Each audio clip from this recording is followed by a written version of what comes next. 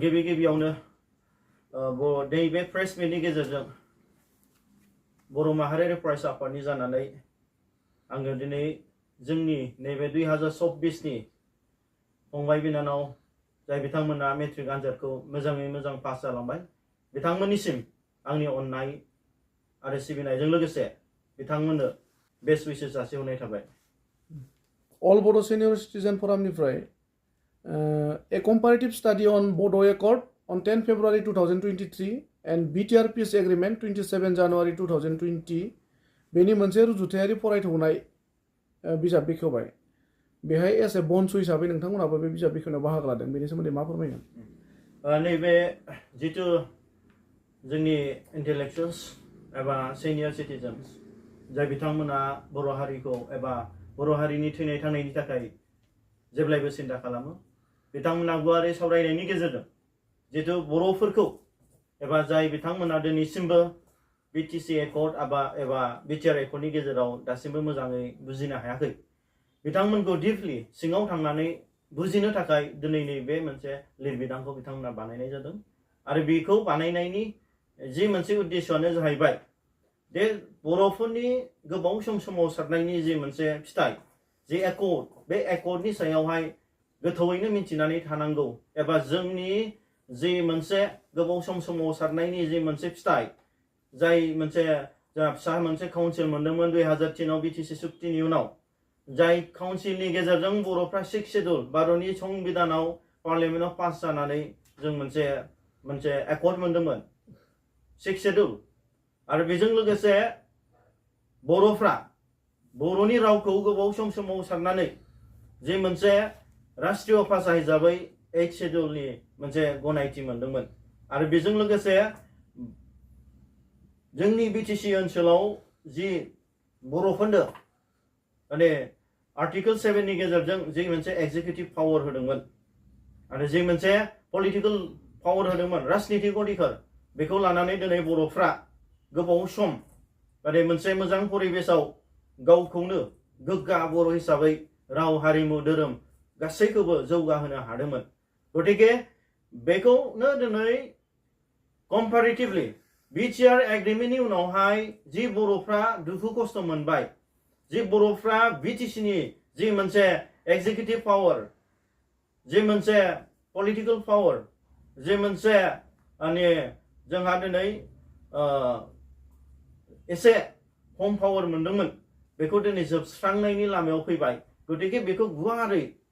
इंलिसनिफ्राय बर'आव ट्रान्सलेसन खालामनानै आरो बेखौनो गुवारै बेखेवनानै होनायनि जि मोनसे पलिसि नै बे लिरबिदांनि गेजेरजों दिनै बिथांमोना बानायदों। आरो बिनि गेजेरावनो साफ्रोमबो बर'नि दैदेनगिरि मेलेमजिबि बुद्धिजिबि आरो आफादफ्रा दिनै बे लिरबिदां बानायनायाव जोबोद गोजोननाय मोनदों। आरो आं आसा खालामदों साफ्रोमबो बर'फ्रा बे लिरबिदांखौ फरायनानै गोथौवै हाबनानै नायनानै जे बर'फोरनि भारतनि संबिधाननि सिङाव जे बिटिसिआव माबादि जोंनो राजनितिक एबा दिनै एग्जिकिउटिभ एबा पलिटिकल पावार होदोंमोन, नै बेखौ नायनानै आरो दानि बिटिआर एग्रिमेन्टनि गेजेरजों जेरै जोंनि बर'नि जि मोनसे नबथि नङा होमबा, जि मोनसे न' फिसा न' जोंनो होदों, बे न'खौ जोङो दिनै बोरै फोथांनानै लाखिनांगौ एबा दिनै बिटिआर एग्रिमेन्टनि गेजेरजों बोरै जोबस्रांनो थांगासिनो एबा दिनै बिटिआर एग्रिमेन्टनि गेजेरजों जि मोनसे लुखानाय नबथि 6 शेड्युल बिटिसि 2003 आव मोननाय, बेयो दिनै गुगालांनो हमबाय, दिनै बायफ्लेलांनो हमबाय, दिनै थिङा गब्लंबाय, दिनै खोरखिया गाबाय। दिनै बे न'आवनो जोंनि बर' लाइमोनफ्रा फैबाय थानाय गथ'फ्रा बे न' सिङाव थानानैनो सान्दुं अखानिफ्राय जोङो दिनै साया मोननानै दिनै बेयावनो लेखा फरायनानै जिउ दानायनि एबा बर' हारिनि जि नेक्स्ट जेनेरेशननि जि जौगानाय एबा थामोनथा जाथिनि जि जौगानायनि सिमां सुजुनो थाखाय जि सिमां नुदोंमोन, दिनै बे थेर बेथेर जाबाय बिटिआर एग्रिमेन्टनि गेजेरजों। दा जोंहा नैबे जि मोनसे जोंहा कम्पारेटिभ स्टाडिज, बे कम्पारेटिभ स्टाडिजखौ मोजाङै जोङो एनालाइज खालामनाया मोजां। जिहेतु जोङो नुनो मोनदों जे जोंहा दिनै बिटिआर एग्रिमेन्टनि उनाव मोनसे बिराद सिरियास इस्यु स्पेसियेलि जोंनि इउथ्सनि थाखाय बेखौ जों नुनो मोनदों। दिनैहाय 2020 निफ्राय दिनै 2024 2024 बोसोरब्रै जाबाय दे जोंहा बिटिसि हिसाबै थर्ड ग्रेड आरो फोर्थ ग्रेडखौ साख्रि होनायनि जे मोनसे जोंहा मोन्थाय दंमोन नाथाय बियो दिनैसिमबो बोसोरब्रैनि गेजेराव मोनसेबो साख्रि होनायखौ जों नुनो मोनाखै नाथाय बे बोसोरब्रैनि गेजेराव गोबां रिटायार जाबाय गोबां पस्टआ खालि जानानै दङ गतिके बयबो जोंल' नङा बयबो बर' लाइमोनफ्रानो एबा बिटिसिनि लाइमोनफ्रानो दिनै साख्रि मोननायनि जे मोनसे आसा बेखौ मिजिंथिनानै दंमोन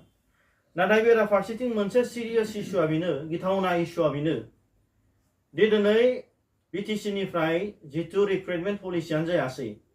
दा स्टेट गभर्नमेन्टआ मा खालामदों बिथांमोना गावसोरनो रिक्रुट खालामनानै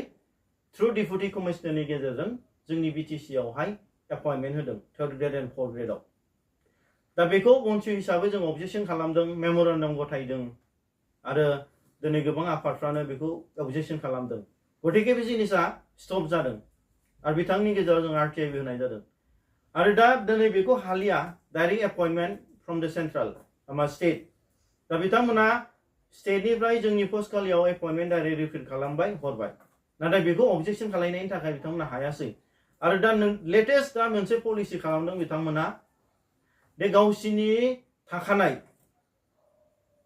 एमप्लयिफोरखौ आसामनिफ्राय बिथांमोना बिटिसिआव पस्ट खालियाव ट्रान्सफार हरनानै बिथांमोननि खालियाव बिथांमोना गोदान रिक्रुट खालामदों गतिके जोंनि बिटिसिनि लाइमोनफ्रा दिनै गोबां डिप्राइभ जादों एबा डिप्राइभ जागासिनो गतिके आरो बेजों लोगोसे जोंना बिटिआर एग्रिमेन्टनि उनाव ग्रेटेस्ट मोनसे माने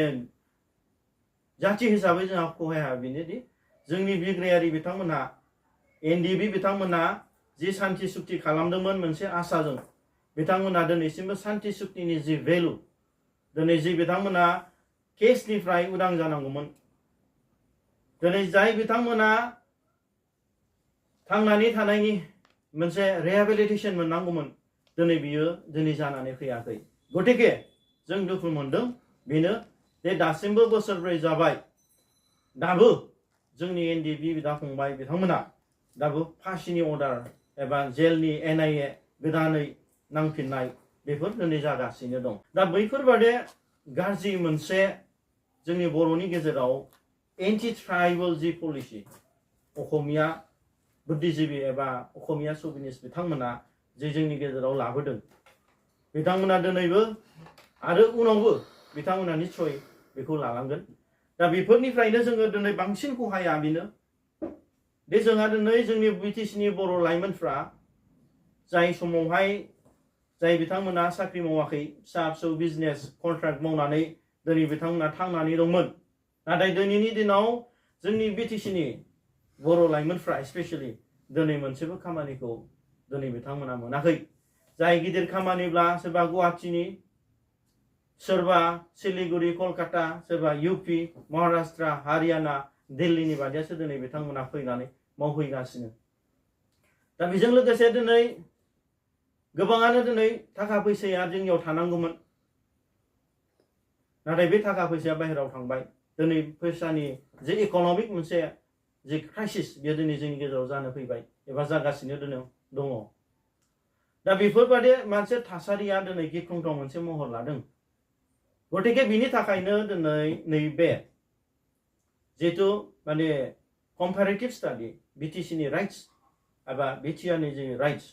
दा बेनि गेजेराव जों एनालाइज खालामनानै गतिके जोंहा दिनै जाथि थैनाय थांनायनि खोथा फैबाय एबा बिटिसिखौ जोंहा बासायनायनि खोथा फैबाय आरो बिटिसिखौ बासायनोब्ला